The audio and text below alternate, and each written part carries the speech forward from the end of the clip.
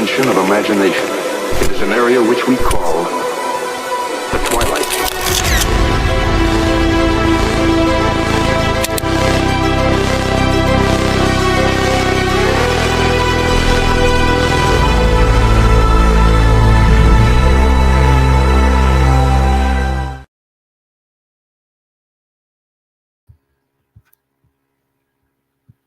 What's up, everybody? How are y'all? Bo Cash, Sona, how are you doing, friend? Hope you're well. And here comes Zeus. Hey, Kitty Coo.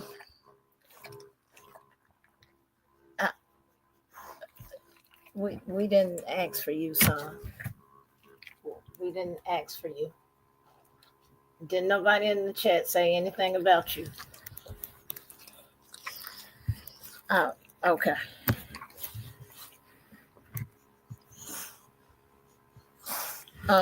Son, I'm trying to.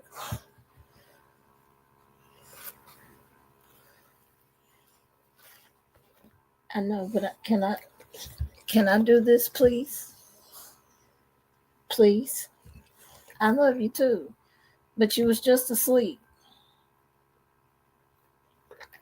You was. Hey, Far. Yeah. Get off of my phone. I need that, son. Thank you. There we go. Sorry about that. Hey, Dazed. So,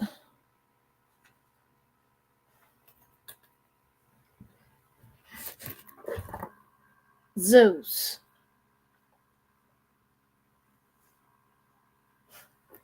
Get your big tail down. I love you, but get down. Get down. Go. Down.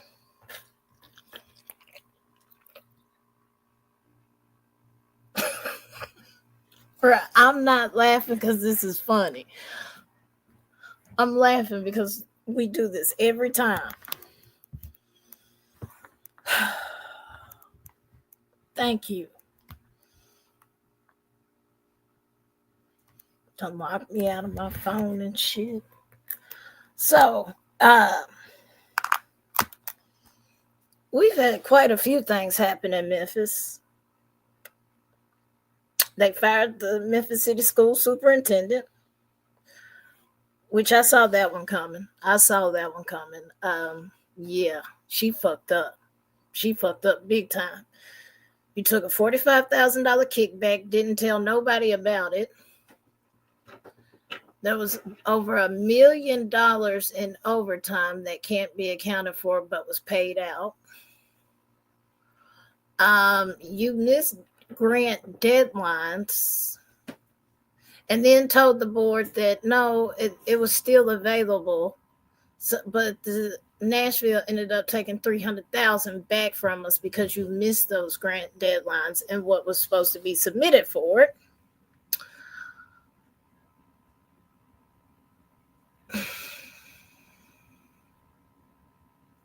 So anyway, she got a lawyer and she's finna fight back on her getting fired.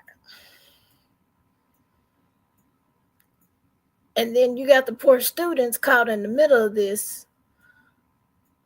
And they did a walkout for her. They did. They staged a walkout for her. Hey, KCG. So I don't know. I don't know what type, I don't know. But I saw that one coming. When I first talked about it, I said, yeah, that $45,000 gonna be an issue. It was.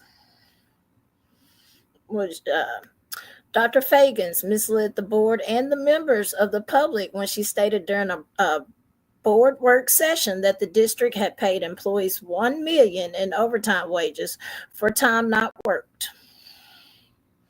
Dr. Feagins accepted a donation of more than $45,000 without board approval.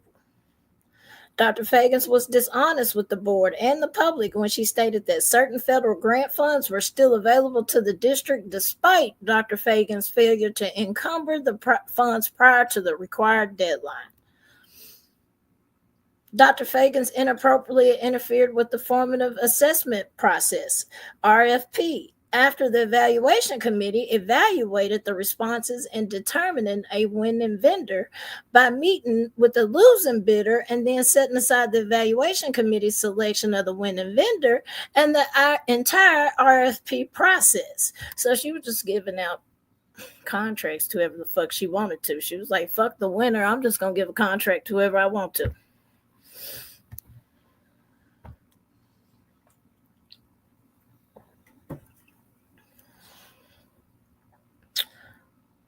So yeah, they fired her ass. She gone. They got a interim. Of course, they're already grilling his ass. He looked like a deer caught in headlights the other day. I'm like, I don't know. Maybe he'll do better than her though. I don't know. I knew that 45,000 was going to be an issue though. Because she did. She took that money without a care in the world. But she told the board and she told the city of Memphis, y'all fired me. I'm suing y'all. She did say that, so, and she is.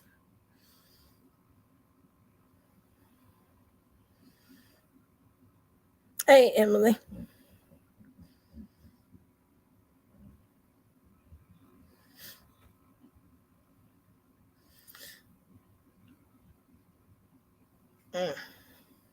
Then turned around.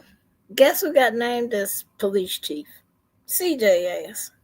They voted her back in. So she's no longer interim police chief. She is officially now police chief of Memphis. This comes after a year where last year they tried to vote her ass out of Memphis.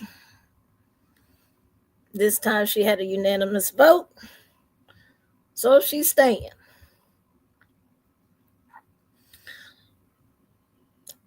Some of what the city council said, I'm still trying to figure out. I don't know, because they was talking about lower crime and shit, and I don't see that, but I don't know. Maybe the statistics say otherwise. I don't see it, though. All the Memphis City Council members were present at the meeting Tuesday and voted in favor of CJ Davis.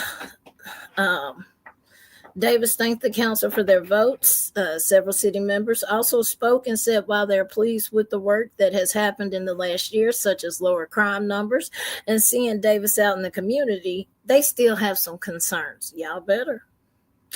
Many of those concerns centered around the findings in a recent Department of Justice report, which said MPD engaged in a pattern of violating the Constitution, which they did. They do. When asked about the report, Chief Davis said it is important to continue the work of improving the department. Well, it's in front of mine. It's in front of mine for everybody, and I think we should all put context to the report, dissect the report, and continue the work that has been done. Even work before the DOJ report. Memphis has been celebrated for its crisis intervention program. Not anymore. Not anymore. Nope. Y'all got to work. No. Y'all may have created the shit, but it has went to hell in a handbasket. No.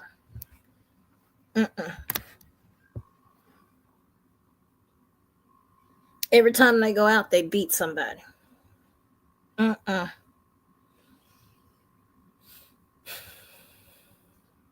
if you don't believe me, you can look at the DOJ report. Every time officers went out to any mental health calls or anything like that, somebody ended up getting their ass beaten. It wasn't the police.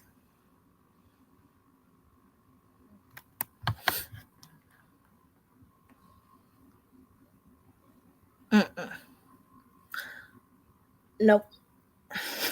I can't believe she said that. She did. She said that. Okay. Memphis has been celebrated for its crisis intervention program and how we handle the mentally ill for many, many years. We train. We are a national trainer for that, and so we're looking at how we ensure we keep the standard up and even higher.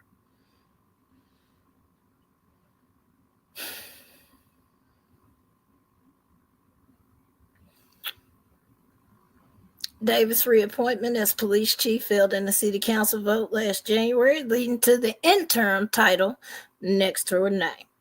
Mayor Paul Young had recommended her reappointment. Chief Davis became the city's first African-American female police chief when she took over in 2021 under former Mayor Jim Strickland.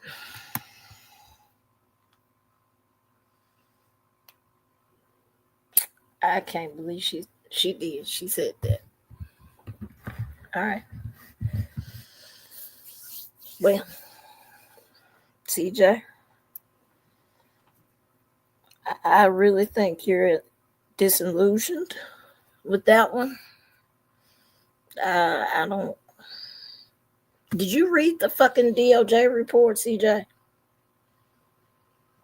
Like, for real, I wonder, did she even read the motherfucker? Because if she would have read it, there's no way in hell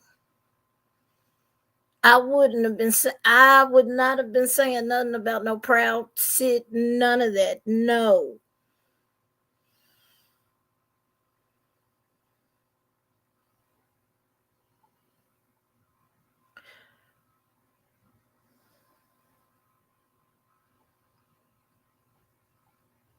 CJ, every time they went out, then they were big and bad and they boasted, oh, we're sit officers. We know how to handle them. Yeah, beat the shit out of them. That's how y'all handle them. Y'all beat the shit out of kids. Let's not forget that. A boy that was mentally ill that had been called 9 times, which I fought his mama for that shit too. Because why in the fuck would you keep calling the police? But every time they came out, they beat that boy.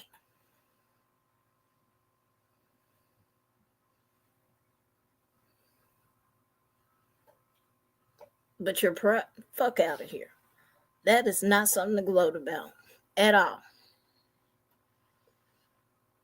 Y'all need a lot of fucking work.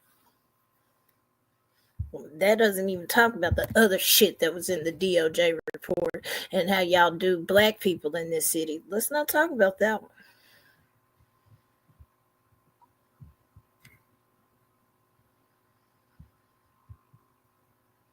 Anyway.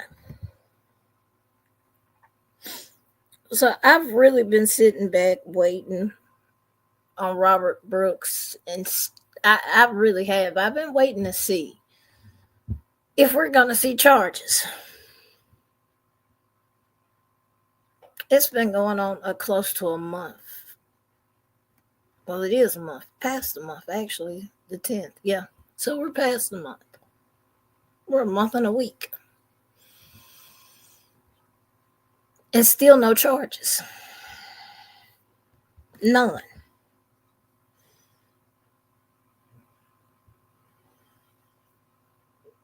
No charges. I do know more people were added to the termination list. But we still ain't got no charges.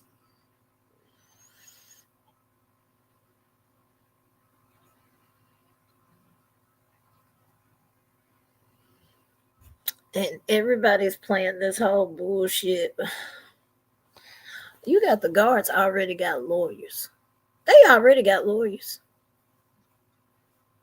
The fuck y'all? They already have lawyers. Of course, no charges have been filed. I listened to one of their lawyers speak. He said he's just waiting to see if it's like on the state level or federal level to see how they're going to fight this and yada yada. And I'm like, oh, when the fuck are the charges coming? Because I ain't seen them yet.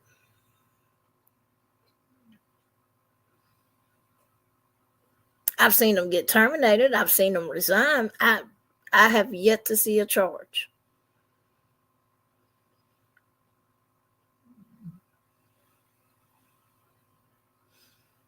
I saw the other day where a few protesters had they hopped in the Brooklyn subway station. Some of them got arrested, but they were down there demanding, the motherfuckers get locked up, which absolutely they need to get locked up. I did see where the family is suing, which I have that lawsuit. 45, all 45 pages of it. And that was not the first time. That's not the first time. Reading through that lawsuit and all 45 pages, that is not the first time.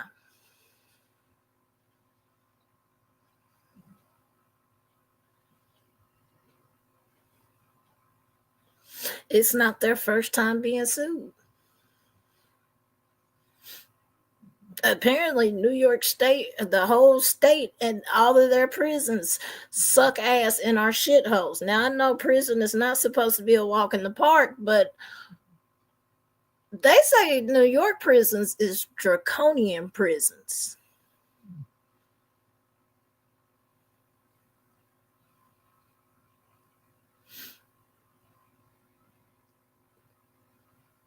That shit.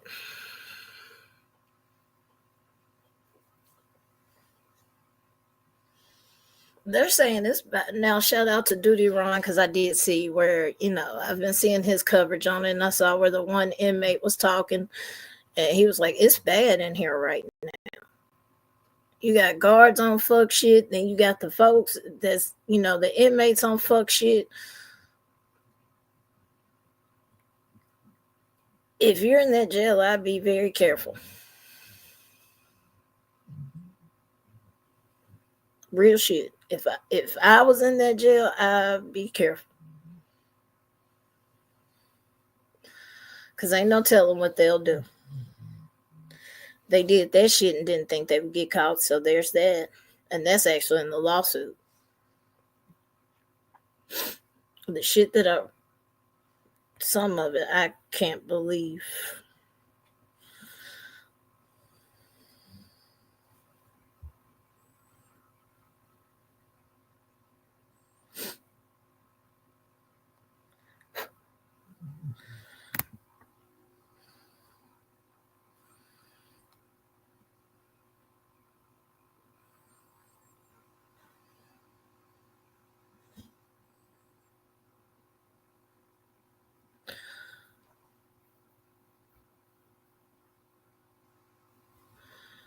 In the introduction, well, they got the list of defendants in here is Anthony Farina, Matthew Gallagher, Nicholas Anzalone, David Kingsley, Nicholas Kiefer, Robert Kessler, Michael Fisher, Christopher Walraff, Michael Along, Shea Scoff, David Walters, Michael Mache, Glenn Trumbley, Kyle Dashnaw, Aberdeen Medovic. I don't know how to say that man's last name. Daniel Medbury, Daniel Martasculo III, and other as yet identified individuals as follows. This is a case about the deadly use of force by New York State Department of Corrections and Community Supervision, NYSDOCCS staff on Robert L. Brooks Sr. Robert.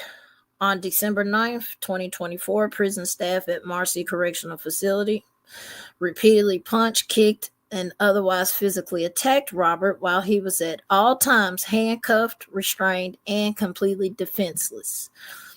Robert's fatal beating by the people charged with protecting him, a prolonged beating so severe and grotesque that it shocked the conscience, occurred because of the ongoing tolerance of staff violence against people incarcerated at Marcy and other prisons throughout the NYSDOCCS system.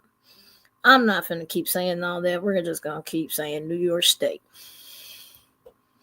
Hey, nonsense. Hey, Vic, Lurker.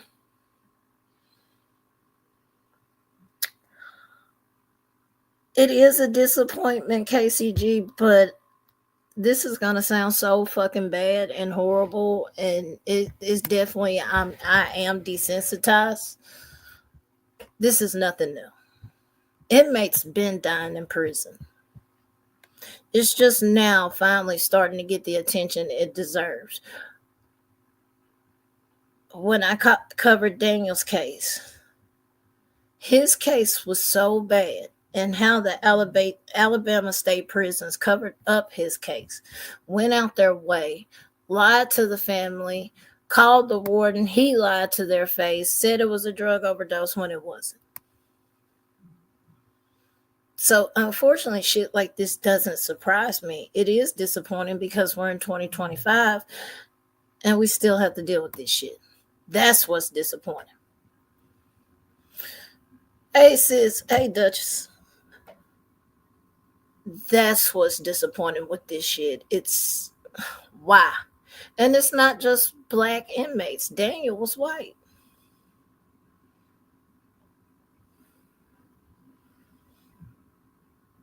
I truly think it's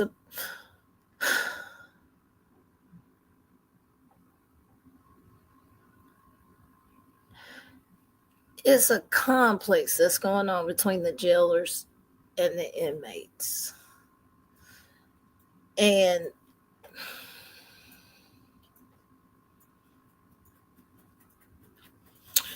when you got grown men housed in like fucking animals, let's just call it what it is. Now, like I said, if you do the crime, you got to do the damn time, and it's not going to be pleasant. That's it's just not. It's not supposed to be the 4-star hotels and all of that shit, the Four Seasons. It's not supposed to do that. It's not supposed to be that. If you do some fuck shit and you got to do time, you just got to do time. But there's a difference.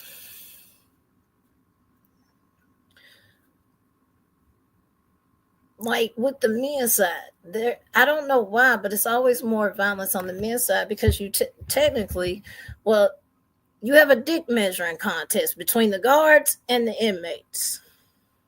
Bottom line. And the guards have more leeway because, well, they're fucking guards. Then when you got a person locked up in a cage 23, 22 hours out the day or whatever the case may be, what you think that does to their psyche? You literally have inmates in there that think of ways to fuck with the guards. But then you got the guards that do the same shit to them. It's fucked up psychologically how they, because hearing some of the people that I know that's been to jail, exactly, like, there's some shit.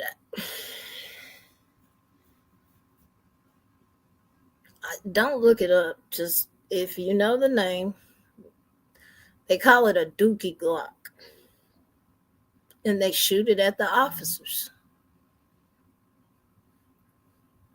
And that's their way of get back with, I mean, it's all type of shit that goes on in there.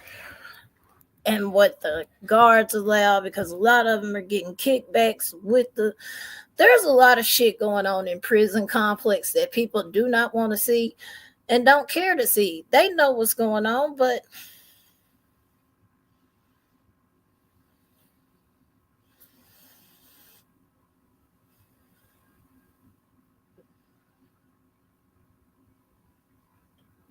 yeah, like,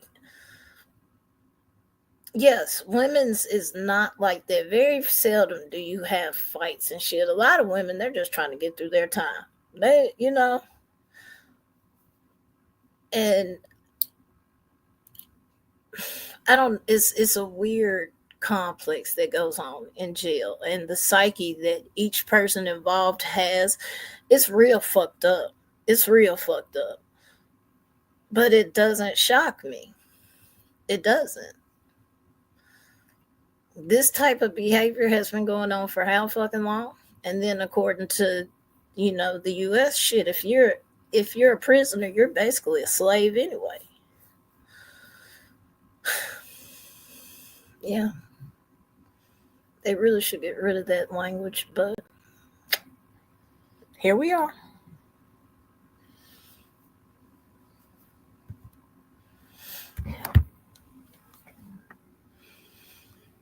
That's what I'm saying.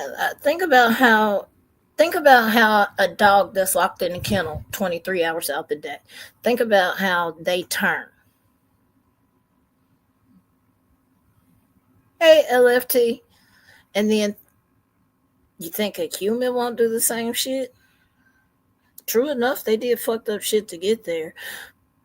And a lot of them do not know how to fill their time with either reading, learning, things like that. Some of them just straight up don't.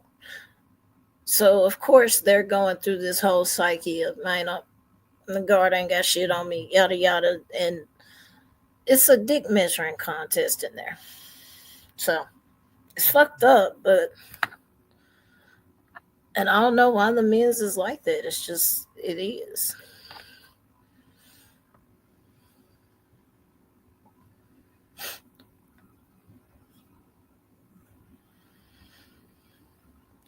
Robert had done nothing to justify the use of force against him, much less deadly force. Robert's killers were unaware that some of their own body-worn cameras, BWCs, passively recorded much of the attack on video. As Marcy's staff brutalized Robert, they believed that their actions would never see the light of day. None of the defendants reported the attack. Instead, after killing Robert, they concocted lies to attempt to cover up their actions and then went about their daily business as usual. The video footage showing Robert's fatal assault reveals a chilling scene. It depicts several large white law enforcement officers torturing a bloodied black man who is restrained, helpless, and struggling to maintain consciousness. I have an issue with that sentence, but I'm going to keep going.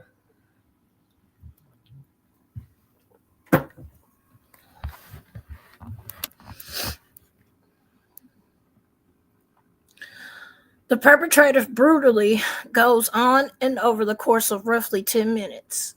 It continues past several initial rounds of beating. It continues beyond one officer hammering Robert repeatedly with the heel of his shoe and another officer lifting Robert by the neck using a chokehold.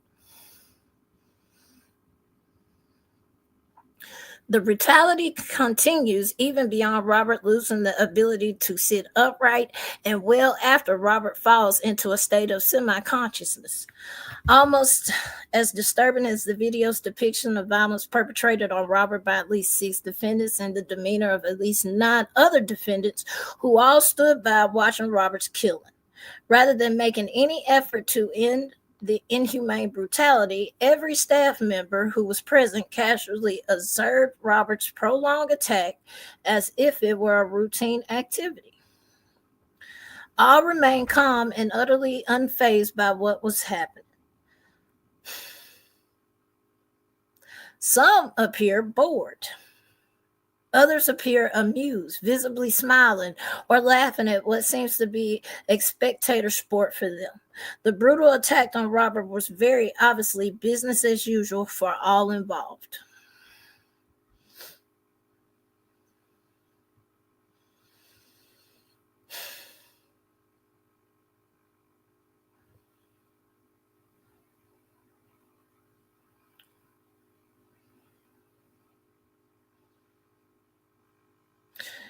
The video is frightening and very difficult to watch, but it reflects the dark and dangerous reality that individuals incarcerated at Marcy face on a regular basis.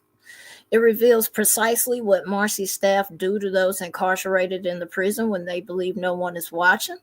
It is evidence that the rampant abuse that New York prisoners, as well as the Correctional Association of New York, CANY, have reported and warned about for years. As CANY recognized, Mr. Brooks' death cast a harsh light on the grim realities of life within our state prison, realities that have been documented by CANY for decades. Far too long, CANY's warning that the lives of people in the New York state are profoundly at risk, and those individuals' pleas for help and protection have been met with profound silence. Yeah, I'm sorry, y'all. We have not. I'm gonna tell y'all now. When I get to about page 7, because I've read this, I'm not going to read all of this because, like, it's 45 pages, but I am going to read some of the important parts. So I'm giving y'all a trigger warning now. This lawsuit does outline the beating frame by frame and describes it. So if you cannot stomach that or handle that, that's cool. I understand. I respect it. But understand some of this is going to be hard to digest. So, because they do describe it frame by frame of what happened to Rob.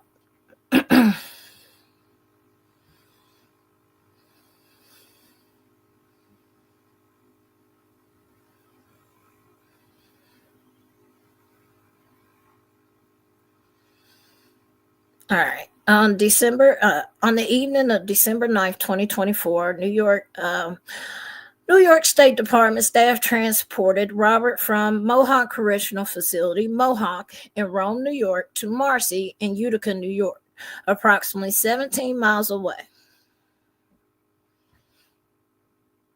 That's cool. I appreciate it, KCG. Have a good night. Video shows that sometime after his transport van arrived at Marcy, Robert was on the ground outside of a Marcy building with his handcuffs behind his back, while surrounded by defendants Kiefer, Michelle, Kessler, and Kingsley. After defendants Trombley and Farina approached the group, 2 of the defendants lifted Robert off the ground and began moving him toward the Marcy Infirmary building with his arm extended above his head and above his torso, parallel to the ground. The other 4 defendants in the group followed.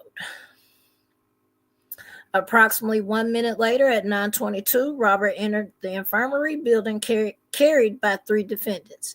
Defendants Kessler and Anzalone each held Robert by his arms, and defendant Kingsley held Robert by his feet, carrying him in a contorted face-down position. The defendants proceeded to carry Robert into the open door of a medical examination room, in and around which on other scene defendants were already gathered.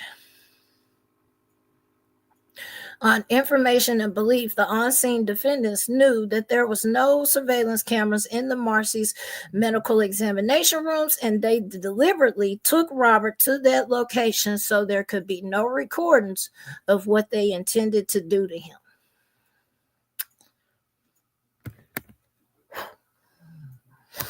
Inside the room, with the door left open, defendants placed Robert on an examination table, face down on his stomach.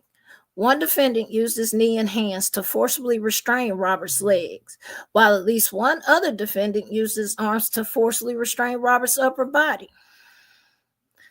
Thereafter, over the course of approximately 10 minutes, numerous on-scene defendants continued to viciously Lord have mercy, batter Robert in a myriad of ways without any provocation whatsoever on Robert's part. Robert's hands remained restrained behind his back the entire time, leaving him no means to defend himself against defendants' attacks or soften their blows. The continued assault on Robert included, but was not limited to, the actions described in the following paragraphs that were all recorded on video.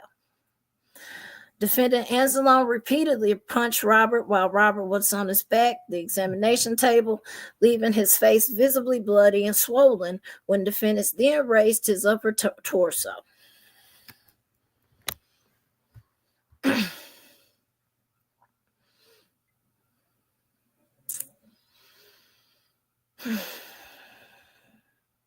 Defendant Farina forcefully tried to shove a white cloth into Robert's mouth, while defendant Kingsley kept both of his hands grasped around Robert's neck, impairing Robert's ability to breathe.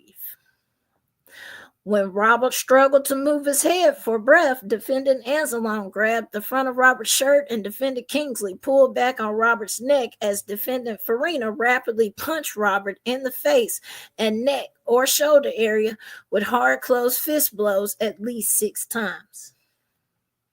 Another defendant After defendant Farina's initial punches to Robert's face made by Robert fall back onto the examination table, defendant Anzalone punched Robert in the groin or leg area at least twice, as defendant Farina simultaneously continued to punch Robert's face or shoulder area.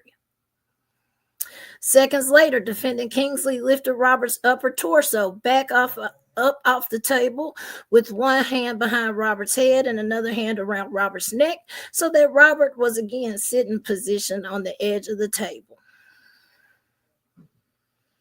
Defendant Kingsley then proceeded to position both of his hands around Robert's neck and lift Robert's buttocks off the table 2 consecutive times by pulling Robert up by his neck.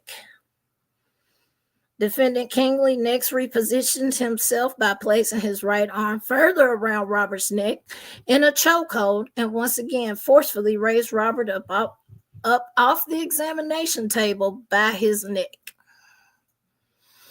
At the same time, defendant Farina threw away the white cloth that he previously tried to shove in Robert's mouth, removed one of his gloves, and examined the hand he had just used to repeatedly strike Robert. Defendant Farina then opened and closed his fingers and shook out his hand in an apparent effort to relieve the self-inflicted pain caused by his repeated blows to Robert's face and head.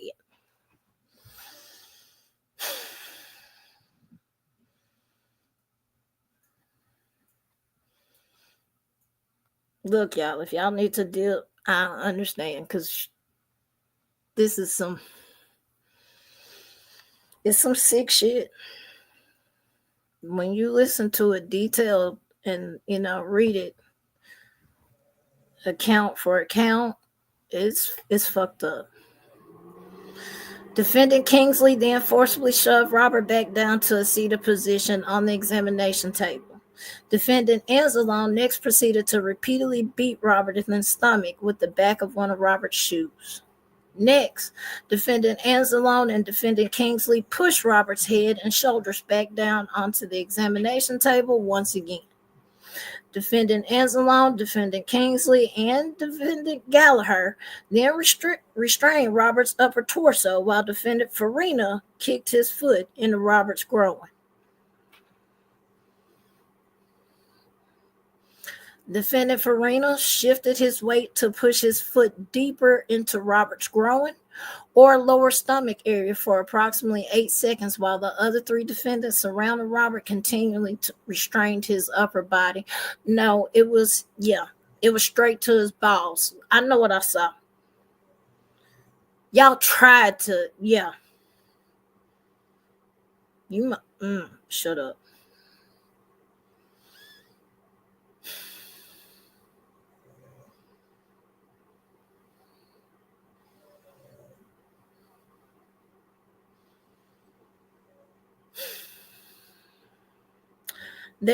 Thereafter, defendant Anzalone proceeded to punch Robert in the stomach. Defendants Walraff and Farina then forcefully restrained Robert's legs and feet with their hands as Robert lay on his back on the examination table, while at the same time the other defendants, including defendants Kingsley, and Anzalone, applied pressure to Robert's upper body area for an extended period, further restricting his ability to breathe. When Robert's body began withering, defendant Farina punched Robert 3 times in the area between Robert's buttocks and upper thighs. While defendant Farina was delivering those punches to Robert's right side and defendant Walraff delivered multiple punches to Robert's left side, while Robert remained on the back of the examination table with his lower rib cage area visibly extended. Defendant Anzalone struck Robert's stomach twice with his hands, provoking the no visible response from Robert.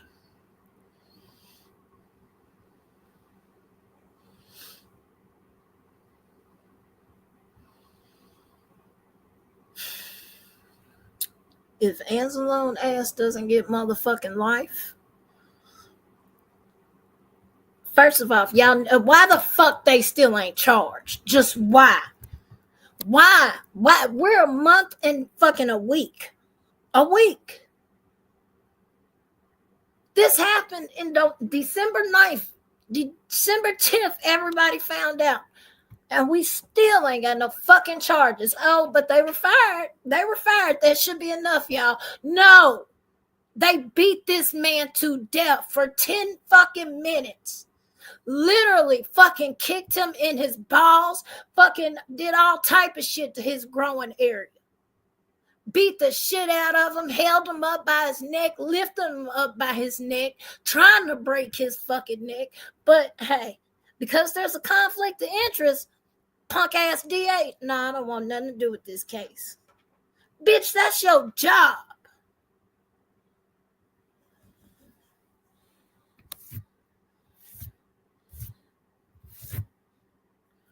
Shit is fucking ridiculous.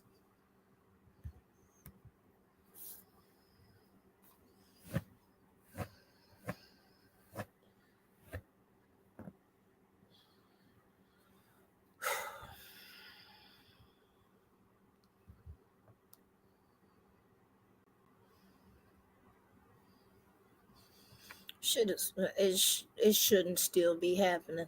It shouldn't.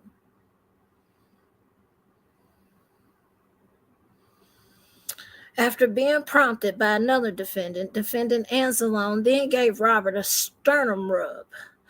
Robert's stomach rose up, demonstrating that he was still responsive to pain. Defendants, including Defendant Gallagher, had placed Robert's ankle in leg cuff restraints, also known as leg irons, while Robert remained on his back on the examination table with his hands restrained behind him.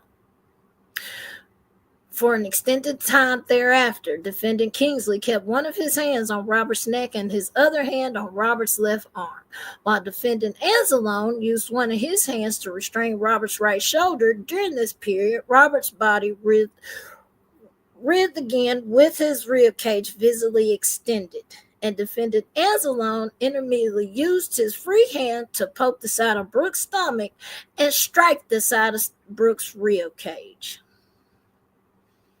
Hey, Pearl. Hey, Pinche. Sarah. Row. Defendant Anzalone then shifted his weight to push his other hand down harder on Robert's right shoulder. Next, Defendants Kingsley and Anzalone forcefully yanked Robert upright into a sitting position at the edge of the examination table by pulling up on his shoulders, while Defendant Anzalone simultaneously dug his fist into Robert's lower stomach area. Defendant Kingsley and Defendant Anzalone held Robert by the back of his neck to allow Defendant Anzalone to deliver a hard, closed fist punch to Robert's stomach. Defendant Anzalone stopped supporting the right side of Robert's body as he stepped away to retrieve rubber gloves, leaving Robert to struggle to hold himself fully upright. Defendant Anzalone approached Robert once again and grabbed the front of the neck hole of Robert's shirt with his now gloved hand. Defendants Anzalone and Kingsley then forcefully yanked Robert into a standing position, lifted Robert's feet and body up off the ground by Robert's arms and shirt, shoved Robert into a closed window shade in the corner of the medical examination room, and pushed their legs in the back of his legs. Robert remained in the corner for an extended period, during which time Defendants Kingsley, Kessler, and Anzalone continued to push Robert into the wall, apparently committing other abuses that are not seen or visible on camera.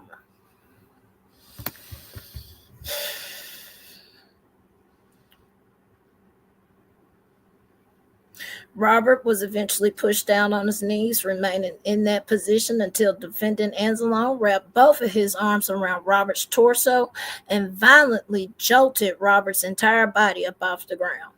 Thereafter, defendants moved Robert back to the examination table, where two defendants removed Robert's pants as Defendant Anzalone gave Robert another sternum rub, which this time provoked no apparent response. By apparently 9:32, Robert lay motionless and apparently unresponsive, with his pants removed and his socks hanging halfway off his feet, and defendants finally ended their beating. Robert was eventually transported to Wynn Hospital in Utica, New York, where he was pronounced dead in the early hours of December 10, 2024. Defendant's brutal assault described above was the sole cause of Robert's death. After Governor Hochul directed defendant Martusculo to begin the termination process for state employees involved in Robert's killing, New York State Department announced that defendants Geller, Anzalone, Kingsley, Kiefer, Kessler, Fisher, Walraff, Along, Scove, Walters, Farina, Mashal, Trombley, and Dashnall had all been suspended without pay or resigned. To date, only 2 of them have resigned. The rest of them have been fired. Or they were supposed to be fired. I don't know if they got their paperwork yet, but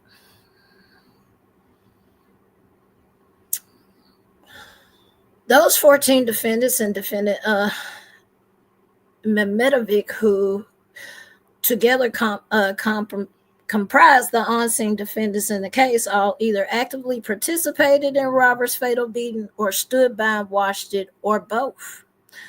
All on-scene defendants knew that Roberts was being grievously harmed and was in obvious need of medical attention, but took no action to stop the assault or to help Robert.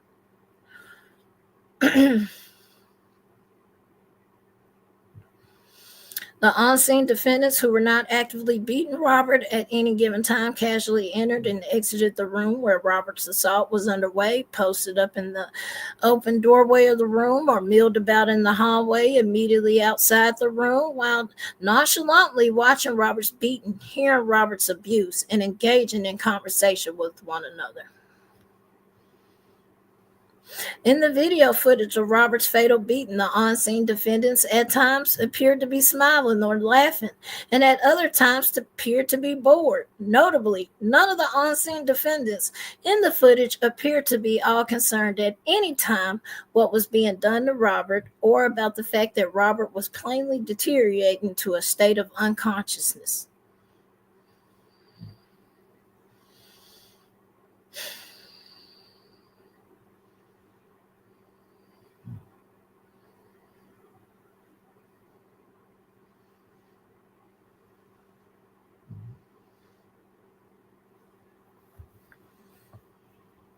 Yeah, they all their asses need prison. I'm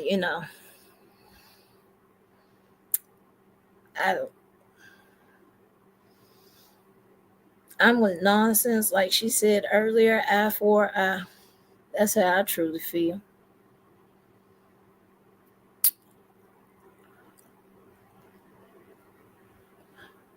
I wish we could. Never mind. Shut up. Don't say that.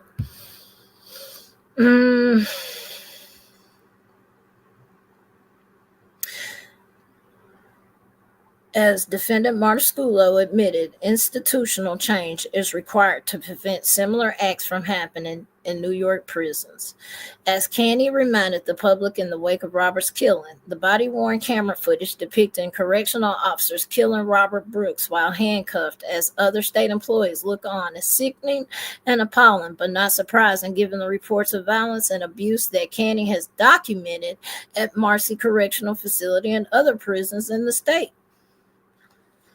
The responsibility for Robert's killing extends beyond the Marcy staff present at the scene of his fatal beating. Robert killers did not act in a vacuum.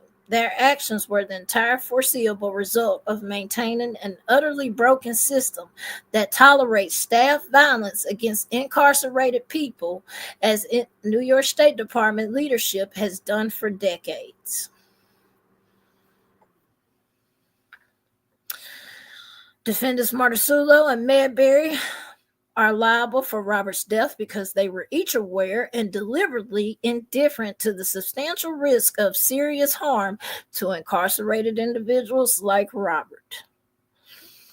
On information and belief in the period leading up to Robert's killing, a custom or practice existed across New York State departments and Marcy specifically of correctional officers subjecting incarcerated people to unprovoked excessive force, often with either the direct involvement or tacit approval of sergeants or higher ranking individuals, and then conspiring to cover up their misconduct.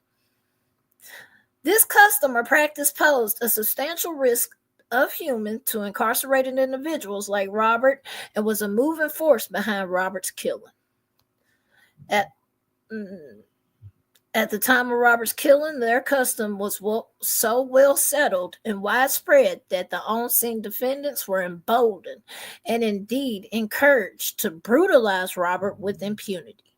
The on-scene defendants were confident in the knowledge that their misconduct would be easily concealed and would not be subject to any meaningful scrutiny.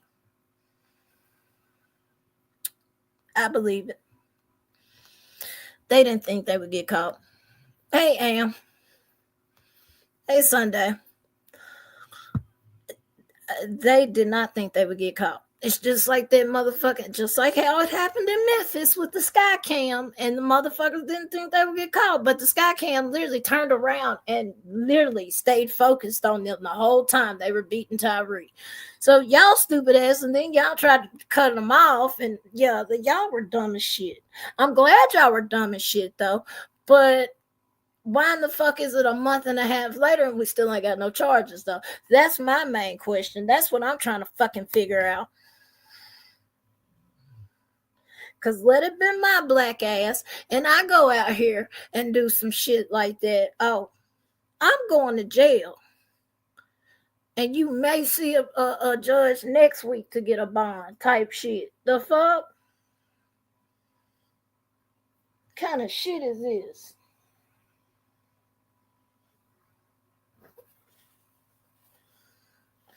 I knew something was in my damn eye. Damn. Like, let him be my black ass. Or one of y'all.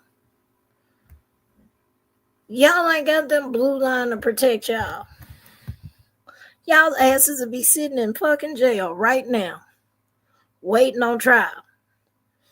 They deny your bond and every damn thing. Nope.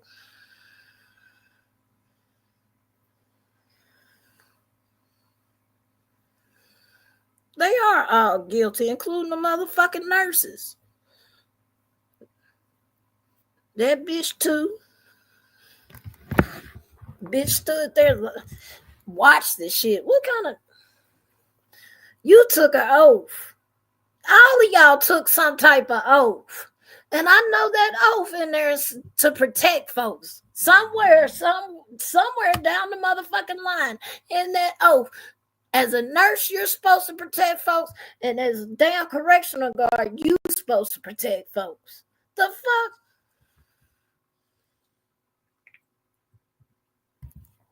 fuck?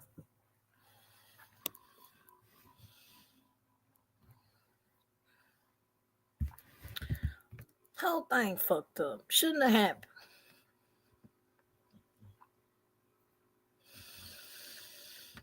On the information and belief, the supervisory defendants were personally aware of this dangerous custom, as discussed in further detail below. It has been thoroughly documented, publicized, and confirmed by, among others, independent research organizations, federal and state prosecutors, criminal and civil juries, the news media, internal complaints by incarcerated people at Macy, and a multitude of civil rights lawsuits, which they fucking listed in this lawsuit. So yeah, we're going on a ride.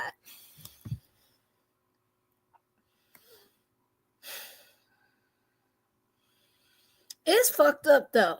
When you literally have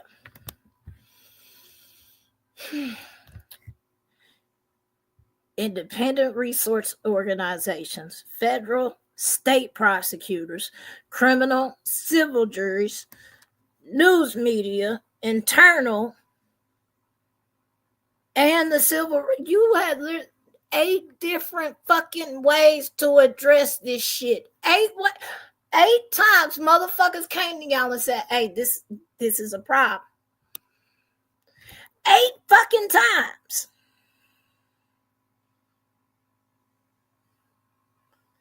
8 fucking times. Even the news fucking says, y'all.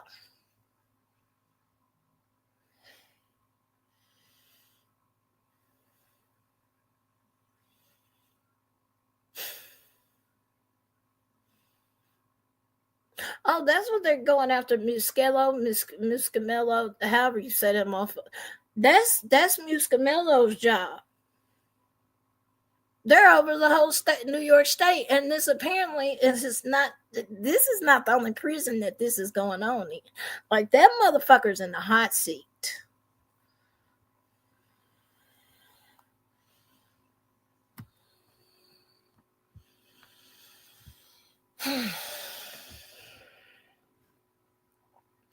At the time of Robert's killing, the supervisory defendants were each personally responsible for ensuring the safety of individuals in New York State Department of Correction, blah, blah, blah, custody at mercy. They each had the authority and responsibility to set policy, make rules, communicate expectations, and control the correctional officers who worked under their command. Despite their knowledge and authority, neither of the supervisory defendants took meaningful action to abate the risk of harm that this custom posed to incarcerated individuals like Robert. As a direct and proximate result of the supervisory defendants' deliberate indifference to this custom and practice, on-scene defendants brutalized and killed Robert. Well before Robert was beaten, the supervisory defendants knew that people incarcerated at Marcy faced a substantial risk of serious harm at the hands of correctional officers. In October of 2022, Canny conducted an in-depth 2-day monitoring visit at Marcy. During the visit, Canny interviewed over 100 incarcerated people, met with executive staff, medical staff, union reps, and visually inspected the facility. In July 2023, Canny published a comprehensive post-visit briefing and recommendations report about Marcy. As reflected in the Canny report, incarcerated individuals at Marcy reported rampant abuse by staff, including physical assaults, a significant number of instances of racialized abuse. Canny found higher instances of staff abuse at Marcy compared to other New York State Department facilities. Specifically, the Canny report indicates that a shocking 80% of respondents at Marcy reported having seen or been personally subjected to verbal, physical, or sexual abuse by staff, and 70% reported racial discrimination or bias. The Canny report further documents that people in GP detailed experience or witnessing a range of abusive behaviors by staff, such as physical assaults in location where cameras are absent, including the gates, in vans, and showers. And y'all remember, where was Robert found? Outside of the van. Hey, Laura. Outside of camera view. They also describe staff engaging in verbal harassment and using pepper spray. Canny report quotes one incarcerated person saying as physical abuse is rampant. The CO told me when I got here, this is a hands-on facility. We're going to put hands on you if we don't like what you're doing. The Canny report quotes other incarcerated persons as saying, vibes in this jail with staff are off. They brag and intimidate us about the number of people they beat or sprayed. The Canny reports reflect that Marcy's incarcerated liaison committee reported a pattern of staff regularly engaging in physical abuse. In addition, Canny monitors observed a persuasive culture or pervasive culture of fear of retaliation at Marcy. On the second day of Canny's visit, several incarcerated individuals confided in Canny monitors that the staff had walked through the housing units the nights prior, announcing threats of physical harm and retaliation for speaking with Canny.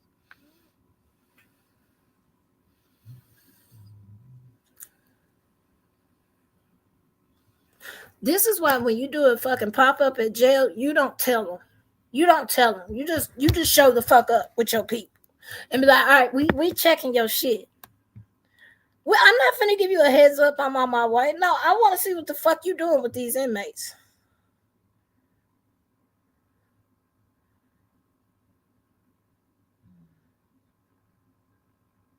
Like, for real. Like, so y'all give these people a heads up that y'all are coming. So then the guards sit here and tell these folks, if y'all talk to Kenny, we beating your ass and we making your life a living hell. You already know we'll make good on that promise. Why the fuck are you telling? I wouldn't be telling them shit. I'd be showing the fuck up. Me and my team. Move, step aside. Inspection time. Fuck you mean? That's how it should be ran. Fuck all this red tape shit. Let's schedule a day for us to come. No. I'm not scheduling shit. I'm showing the fuck up. When the fuck I want to.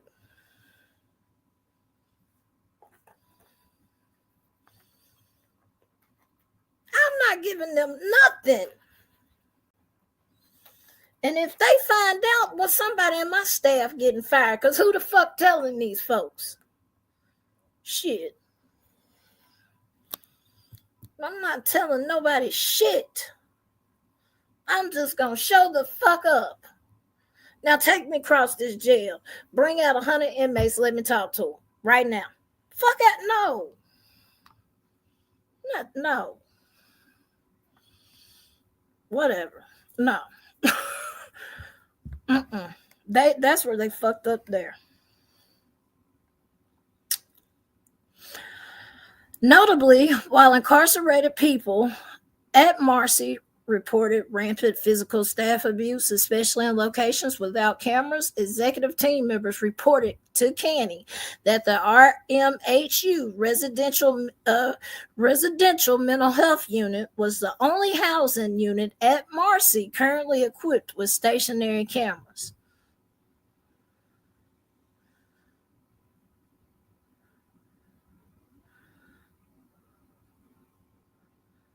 So you mean to tell me only the mental ward got cameras?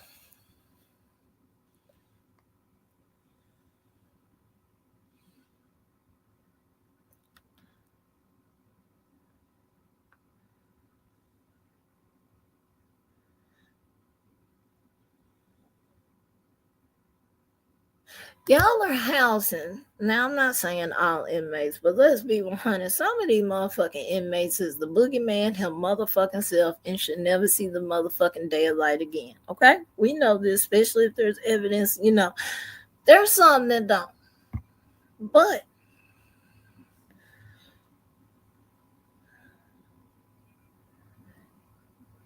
the ones who are just trying to do their time and get through this shit, those are the ones that go through the most shit. You get hell from the guards, you'll get hell from the prison, especially if you going independent and you ain't claiming a set. Cause like here, you have to claim a set. It doesn't matter. Either you GD, you Grape Street, Crib, some blood, TVL shit, you something. It really, we got Woods, but it ain't. It's more GD, Crips, Bloods, Vice Lords, things like that. But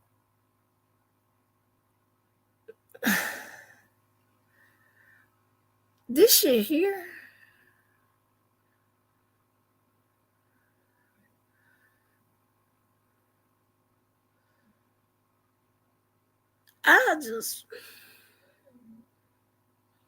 just sitting back thinking about it, like really thinking about it. Say you're a prisoner that's really trying to walk that straight line and you're catching hell from both sides because one side is trying to make you pick what side you're finna be on while you in these walls, and then the other side is pretty much fucking with you and taking your comments and do whatever the fuck they want to with you because they can, because they're guards. Like, that is fucking literal torture.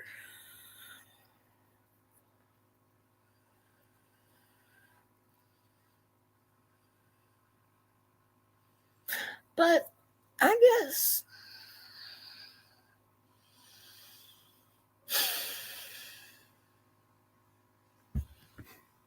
I just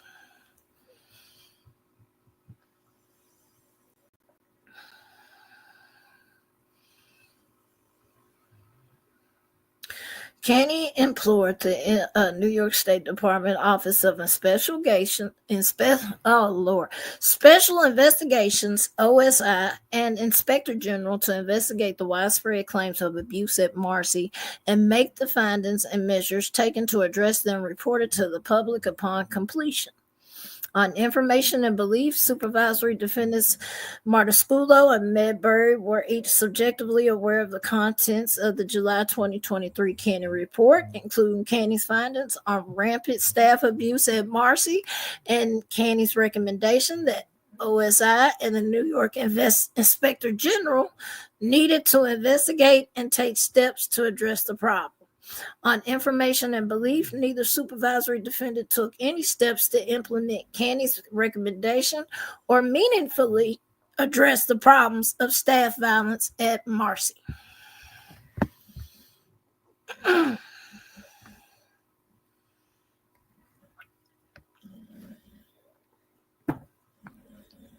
Girl, what warehouse are you working at? Because you over there snoring your ass off.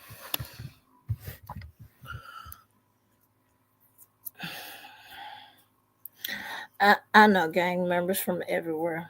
Y'all have to understand, I come from the street, so probably done a lot of business. I ain't never had an issue with like MS-13, CERT-13, Latin Kings. I ain't never had an issue with them.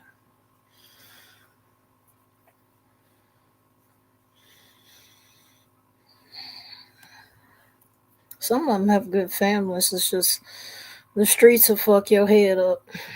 It really will. But then how they move is completely different how our gangs move, though. I will say that. They move on a different level, and I'd be like,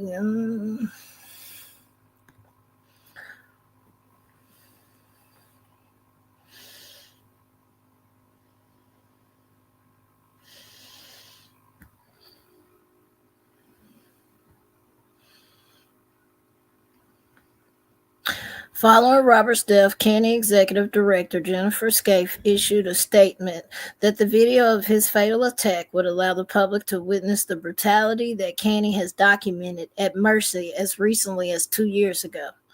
Ms. Scaife pointed out that Canny had previously called upon DOCCS Office of Special Investigations and the New York State Inspector General to investigate the serious and pervasive allegations at Marcy Correctional Facility.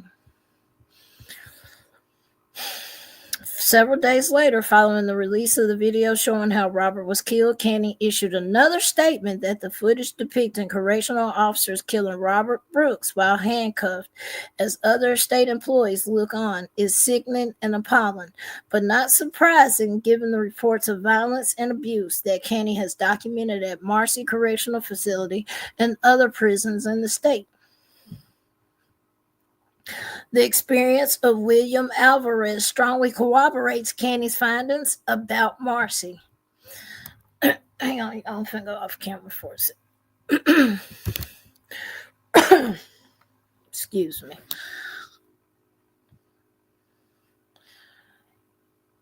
In September of 2020, defendants Trombley, Farina, and 3 other Marcy officers brutally attacked Alvarez. The attack began with the officer pepper spraying Alvarez without provocation while Alvarez was cleaning floors in a shower area. The officer ordered Alvarez to vestibule away from the incarcerated individuals, where he stood with his hand against the wall while defendants Trombley, Farina, and two other officers beat him.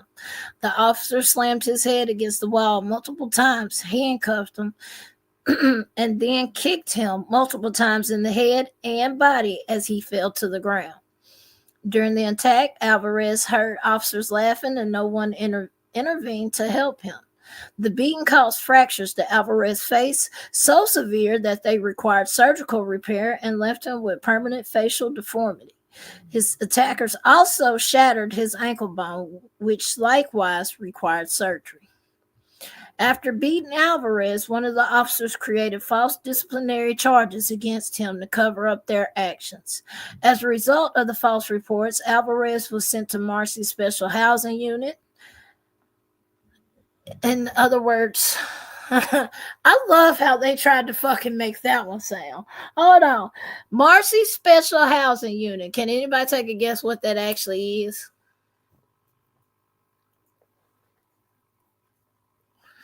Take a guess what the Special Housing Unit is.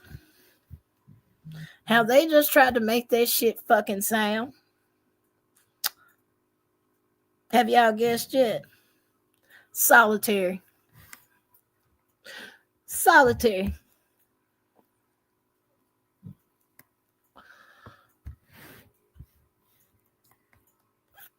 Marcy, baby, they tried to make that shit sound good. They tried to make it didn't seem as bad. No, baby, that's the fucking hole where you don't see daylight. Marcy Special Housing Unit. Solitary confinement. Discharged from an early release program that Alvarez was about to complete and transferred to a maximum security facility. That's so fucked up. So y'all beat the shit out of him. He goes snitch on y'all. Y'all throw him in solitary confinement, then yank him out the program so he couldn't get released early. Y'all some foul bitches, man. Y'all are foul. Wow.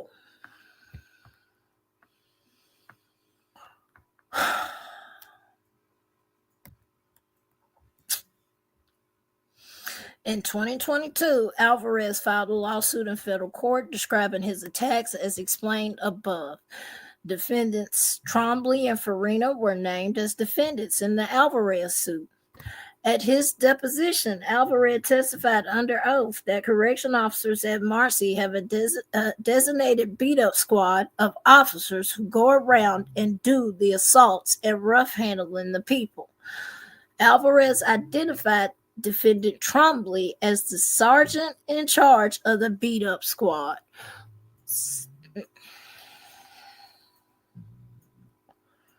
So if y'all already had a lawsuit against y'all and this one particular officer, because he was already, well, two of them, Trombley and Farina, both of their asses has been named in this lawsuit. And then you still turn around and keep them on the payroll, which at this point, you're opening yourself up to a major fucking liability. And that's not good for business, you stupid motherfucker.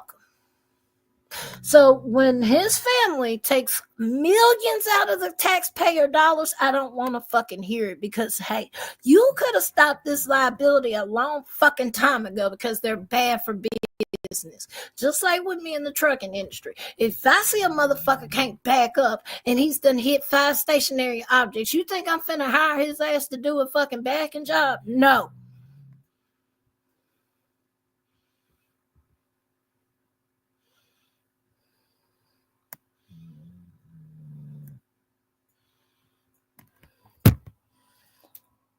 Common sense here. Does anybody fucking have it anymore? Is it just, sometimes I really question my fucking sanity. Maybe I'm the one that's saying, because what I would think is a real simple ass fucking solution apparently ain't.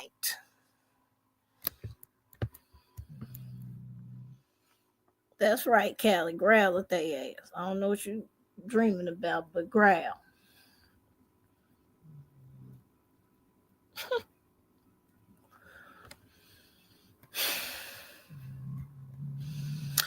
At his deposition, Alvarez testified under oath that the correction officers at Marcy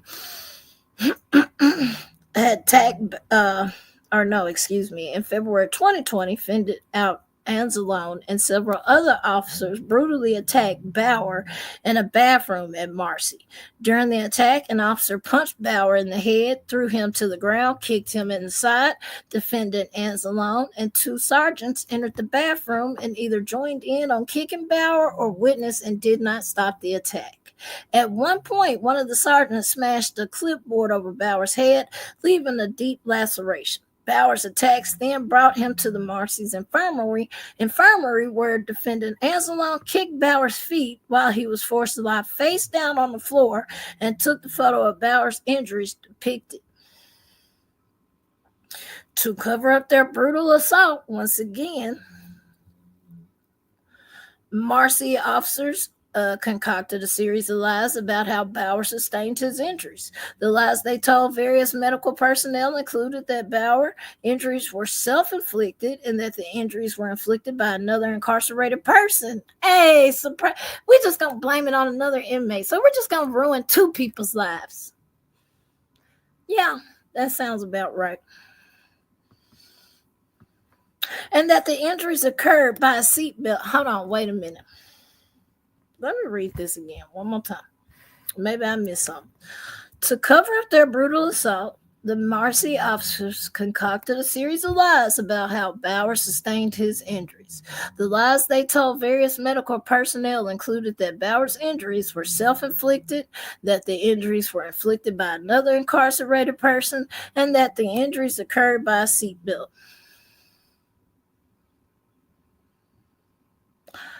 And medical didn't question none of these stories. If they gave 3 different fucking stories and the lawyers could find out about these damn 3 different stories. So nobody, boy. To further try to cover up their misconduct, the officers fabricated disciplinary charges against Bauer, threatened him not to disclose the assault to anyone, and then placed him in, surprise, surprise, special housing unit, solitary confinement. In 2022, Bauer filed a lawsuit in federal court detailing the above facts of the assault and subsequent cover-up. The extensive contact New York civil rights attorney Amy June Agnew has had while incarcerated with individuals and staff at Marcy since 2019 further corroborates the Canny report. Agnew represents dozens of individuals at Marcy in connection with class action litigation against New York State Department. Agnew's clients have consistently reported experienced retaliation and violence when they attempt to assert their legal rights. Marcy staff have also retaliated against Agnew personally for helping her clients expose misconduct at the facility. Wait a minute, so y'all even took it as far as fucking sitting here threatening a lawyer?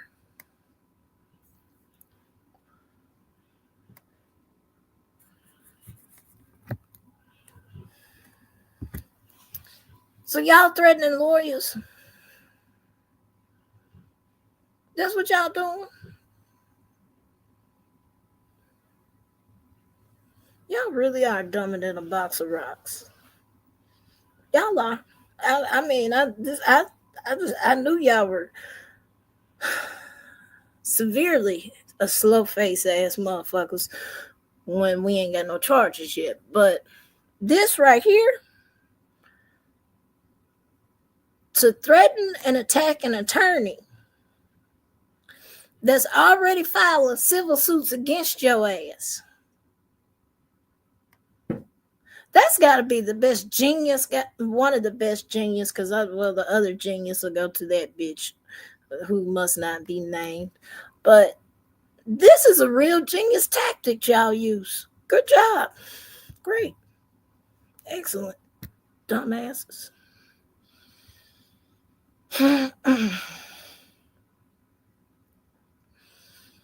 Marcy's staff have left threatening notes on her car, eavesdropped on attorney-client communications, denied her access to her clients, concocted false and defamatory reports to justify their actions. Marcy's staff made it difficult for Agnew to represent her clients that in 2024 she personally filed a lawsuit against Marcy officials asking the court to enjoin their misconduct. That is fucking sad when a lawyer has to do all of this shit. That's sad as shit.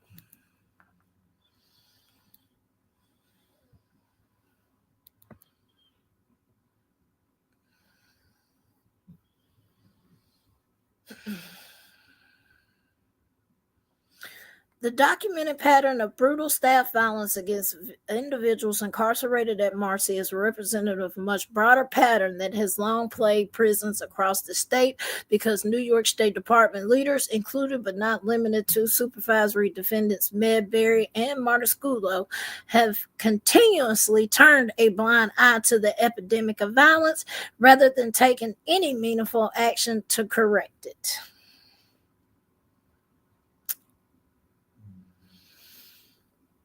We're on page 29, y'all, just FYI. In 2015, 2016, the Marshall Project and the New York Times conducted an exhaustive investigation into the problem of excessive force and cover-ups in New York State Department prisons.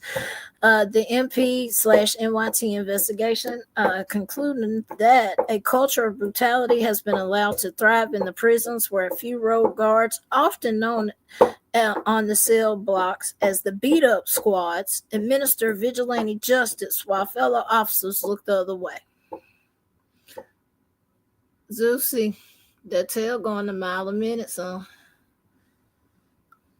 Beginning with a front page story on February 28, 2015, the findings of the New York Times investigation were published in a series of New York Times articles which examined brutality by the New York State Department officers at prisons across the state and how they rarely held accountable. Horrific experience of incarcerated individuals were highlighted in the series are summarized below. Trigger warning, giving y'all that heads up. As a result of a near-fatal beating by officers at Attica Correctional Facility, George Williams sustained a broken shoulder, several cracked ribs, and 2 broken legs. He also had severe fracture of the orbit around in his left eye, a large amount of blood lodged in his left maxillary sinus, and multiple cuts and bruises. After nearly killing Williams, the officers engaged in an elaborate cover-up, falsifying official reports and destroying evidence. Williams' case was the impetus for the New York Times investigation because it was offered a vivid lesson in the intractable culture of prison brutality. After 2015 escape at Clinton Correctional Facility, officers subjected dozens of people to days of unjustified violence in what seemed like a campaign of retribution. And letters reviewed by the Times, as well as prison interviews, described a shockingly similar catalog of abuses, including being beaten while handcuffed, choked, and slammed against cell bars and walls. One notoriously violent officer at Clinton, known as Captain America, would tie plastic bags around incarcerated people's neck and tighten them until the incarcerated people passed out.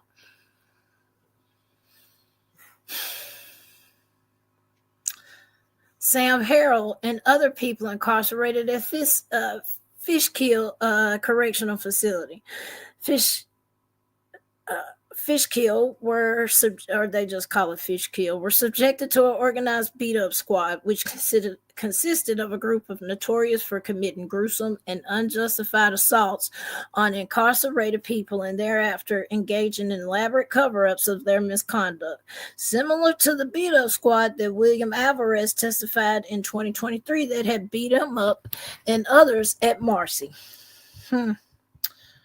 They must have a yearly meeting to see which prison beats the shit out of more people, I guess. Because how the fuck everybody got a beat-up squad?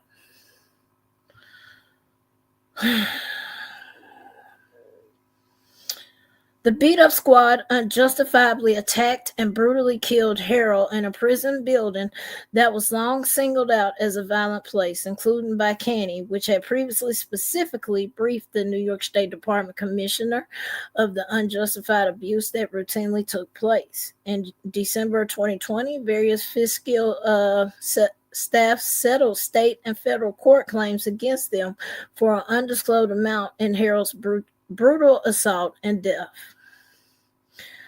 Ramon Fabian was brutally assaulted by an officer at Ulster Correctional Facility as a part of a troubling pattern of brutality that, according to Caney, New York State Department had often ignored. Leonard Strickland was pushed down a flight of stairs and viciously beaten nearly to death by a group of officers at Clinton, fitting yet again into a troubling pattern of savage beatings by correction officers at a prison across New York State and a department that rarely held anyone accountable. New York State Department then Commissioner Anthony Annucci declined to be interviewed about Strickland's attack and the lack of accountability associated with it.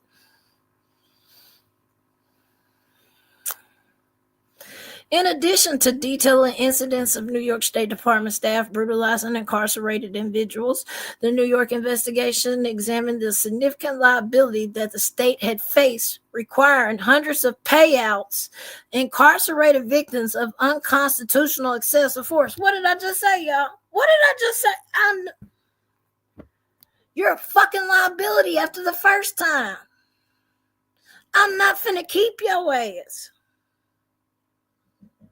Otherwise, I'm going to keep taking my state taxpayer dollars and having to pay motherfuckers because I'm keeping your ass on payroll. What? No.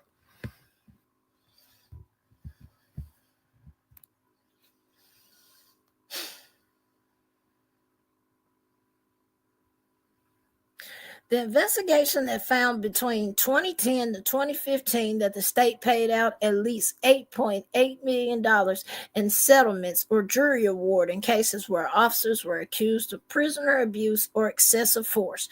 The New York Times investigation also noted that among those 207 cases, the names of some of those officers and prisons crop up repeatedly.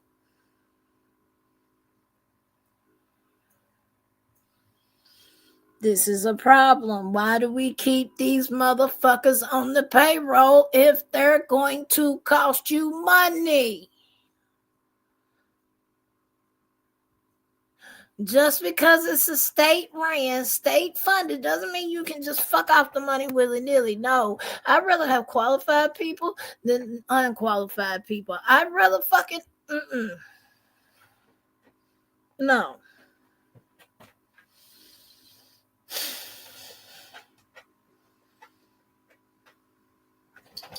You're going to keep motherfuckers that sit here and have their name in multiple reports. Yeah, you asking to get sued and having to pay. Yes, dumbasses.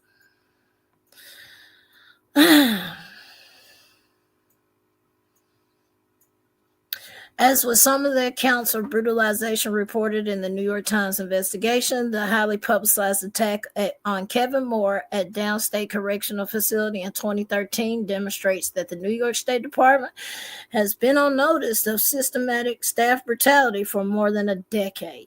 Officers beat Moore in an unprovoked attack so severe that his ribs and facial bones were broken, and one of his dreadlocks was ripped out of his head. One officer kept Moore's dreadlock as a trophy.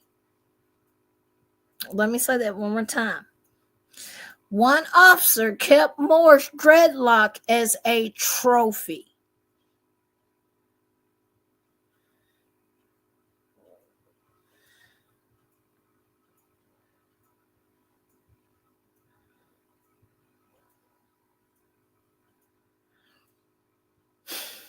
On September 21, 2016, United States Attorney Preet Bharara announced federal charges against 5 of the officers involved in the attack on Moore, including separate charges related to the use of excessive force and filing of police reports. At the announcement, Bharara stated, "Today charges allege a brutal beaten in a brazen cover-up by 5 state correction officers that left Kevin Moore, a 54-year-old inmate with life-threatening injuries and in the hospital for 17 days. Incarcerated people may be walled off from the public, but they are not walled off from the Constitution. And when correction officers viciously beat an inmate in their charge, then collude amongst themselves to cover it up, as an alleged here, they trample on the Constitution and the very laws that they have sworn to uphold.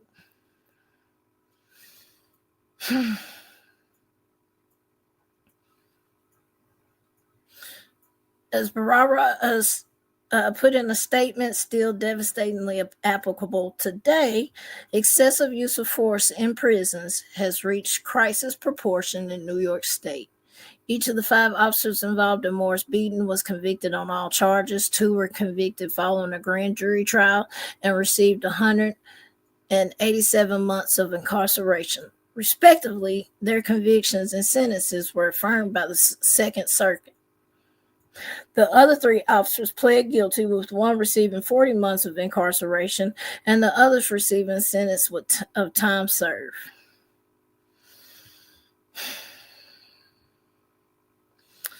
More recent jury verdicts, settlements, criminal pleas, and judicial filings laid bare as the New York State Department has allowed cultural staff brutalization to persist and flourish even after the Moore case, even after many accounts widely publicized by the New York Times investigation, and even after countless more heinous acts come to light from early findings of liability. The following summaries of cases resolved since 2020 demonstrate that officers and staff continue to routinely engage in extreme violence in New York prisons, operating with impunity because New York State Department has allowed them to believe it will be tolerated. The cases summarized are merely exemplary. One, information and belief, they reflect just a small fraction of many other instances of excessive staff force in New York State Department facilities. In December 2024, New York Court of Claims Judge Anthony Brindisi ruled in favor of 28 people incarcerated at Marcy's sister facility, Mid-State Correctional Facility, holding that 30 officers acted in concert to commit assault and battery on them during the 2016 raid. Judge Brindisi determined that the officers had subjected the men to, among other things, being kicked in the mouth like a football punt, being used by an officer like a trampoline, having genitalia harmfully touched by officers, and even being sodomized by officers, inserting objects into their... Yeah, I'm not reading that. Y'all know exactly what. I'm not reading that. Yeah, but y'all can take a wild guess of what they said.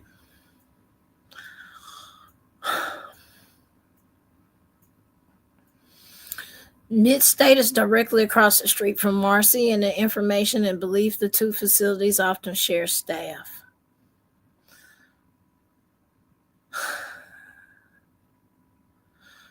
Judge Brindisi found it evident from the testimony of both claimants and officers that supervisors, including the superintendent and senior staff, were present at various points during the raid.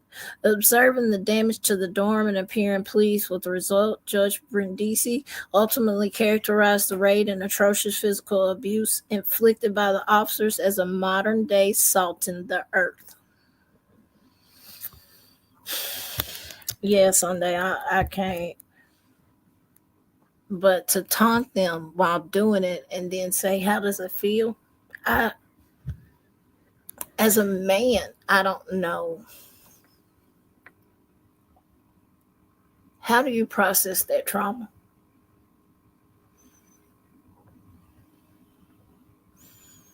How? How do you process that? How do you...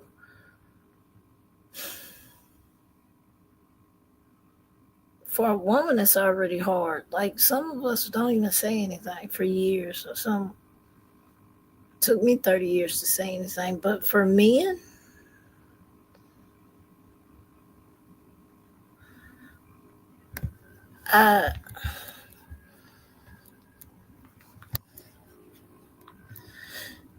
And they had to deal with this shit daily. Like I said, if you do the crime, yeah, you gotta do the time. It's not supposed to be a walk in the park, but you're not supposed to be getting sodomized. You're not supposed to be getting raped. You're not supposed to be none of that shit. That's what the fuck we pay them guards for. But then again, they're sitting here indulging in this shit. What kind of shit is this? What kind of fucked up ass game are we playing?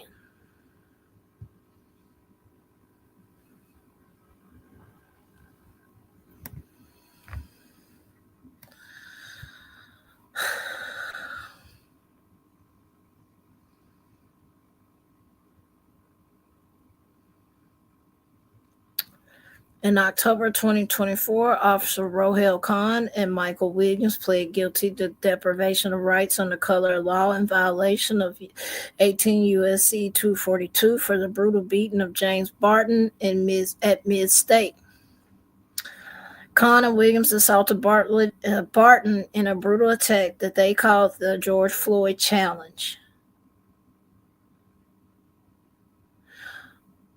Khan and Williams, along with several other officers, spent more than 10 minutes punching Barton in the head, face, eyes, chest, back, stomach, legals, buttocks, groin, until he fell to the floor. The officers then proceeded to kick and stomp Barton, put him in a chokehold, punch him further. The officers' plea agreement acknowledged the truth of these and many of the facts Barton alleged in the subsequent civil lawsuit.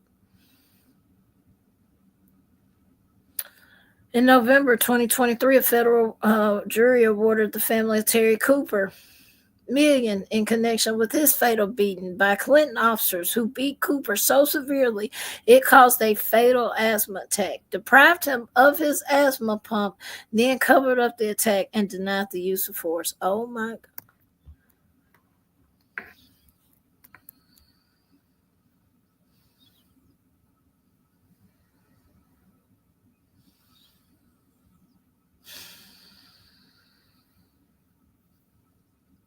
You died because you couldn't catch a breath of air.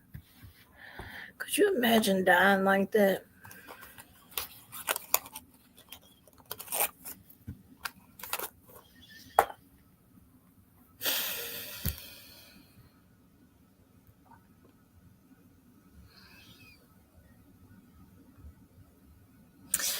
In 2021 and 2022, New York State Department settled 3 separate federal lawsuits on behalf of at least 20 officers who worked at Greenhaven Correctional Facility, also known as Greenhaven.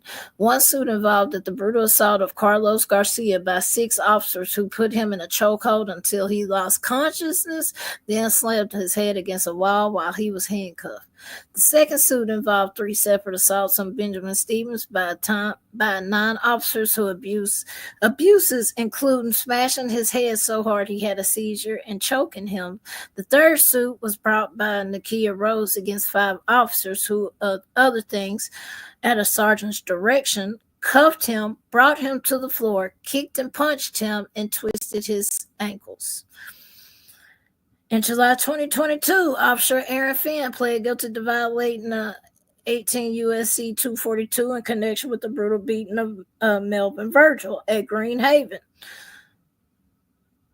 As alleged in Virgil's subsequent civil lawsuit, acknowledged in large part in Finn's plea, Finn handcuffed Virgil and repeatedly smashed his head into a wall and steel bars as other officers silently watched. Multiple officers fabricated reports of misconduct against Virgil. Finn's attack was only uncovered because BWCs had captured it, which is BWC's body-worn cameras.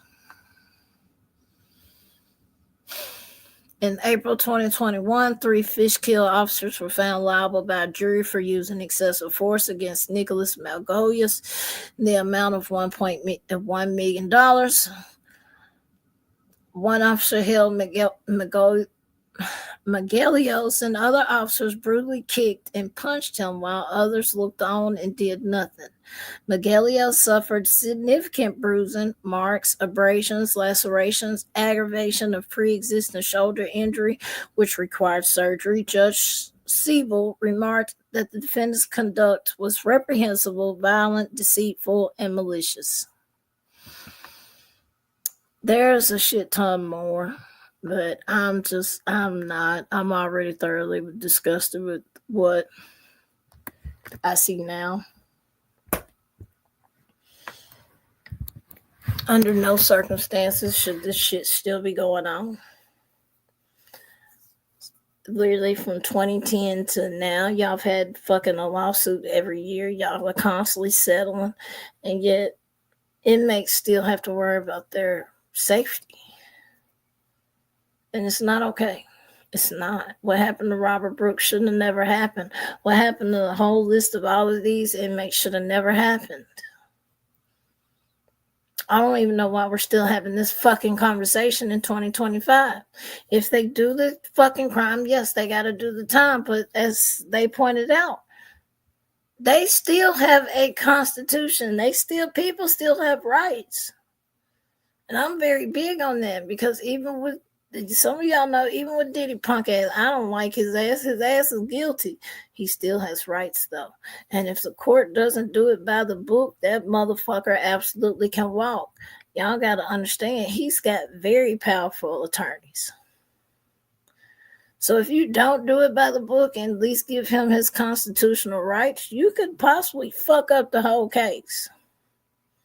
Then y'all got to spend another 10 years investigating to find something new. See, no. Just follow the law the first goddamn time, and we won't keep having. But that's just me. Yes, Sunday, they really are. When, and I'm not saying some of these some of them bring it on themselves. They do. You got some out here that, go out here and catch a damn murder charge and thinking that they'll get a slap on the wrist. And no, humble surprise, you serving life, which 9 times out of 10, you got to do at least 30 before you're able for parole. And no, you're throwing your whole life away. And you in your teens. We just had some shit happen in Memphis. I'm sitting here like, couldn't do it. I'm not doing it. Fuck that. But let's pray and hope that Robert, that these people and that these former officers, correction officers, are charged. I really hope that, and I don't see why it's taking so fucking long to do something, but they need to be charged with murder. We know what the fuck we saw in those videos. We know what the fuck we saw with the cam footage. We know what we saw where they were trying to cut video off and not catch it. Well, too goddamn bad. Y'all caught it anyway. So, and this resigning and getting fired shit ain't enough. No, fuck that. Like I said, let it be me or any of y'all asses that did the same fucking thing. Beat a man to death. We wouldn't even, bond hearing my ass. Bond hearing my ass. Go sit your ass in jail and don't even think about a motherfucking bond hearing.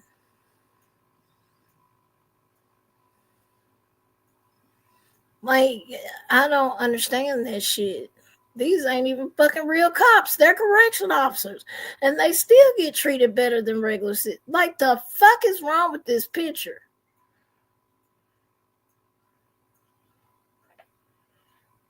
No. I don't know. But I do hope charges come, and I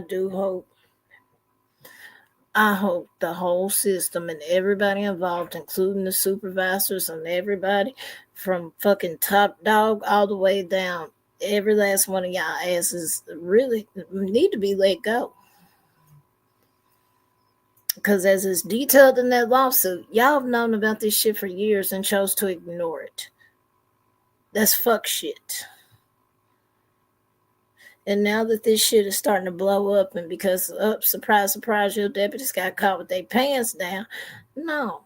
It doesn't work like that. Y'all need to fix this shit now. Now. Them motherfuckers need to be in jail, under the jail. Do not collect go. Do not collect $200. No, sit your funk ass there until trial. It would be the same with me. Y'all wouldn't let me be out here walking free and shit. The fuck? Wait so the DA can figure out if they gonna do something. Then the DA done already said it's a conflict of interest, so I can't do anything. Find somebody that can. Shit. How about that? Find somebody that can bring charges. How about you do that? Anyway, finna get off here. Finna go feed these babies because they're finna start getting on my damn nerves. I already know. Zeus is gonna start pacing back here and forth in a minute. But y'all have a good night. Y'all be safe out here. Please be safe out here. Some of the things I'm seeing, I'm just be safe. It's a lot of fuck shit going on from all sides, and just be careful. So, but y'all have a good night, and I'll catch y'all on another one. Peace.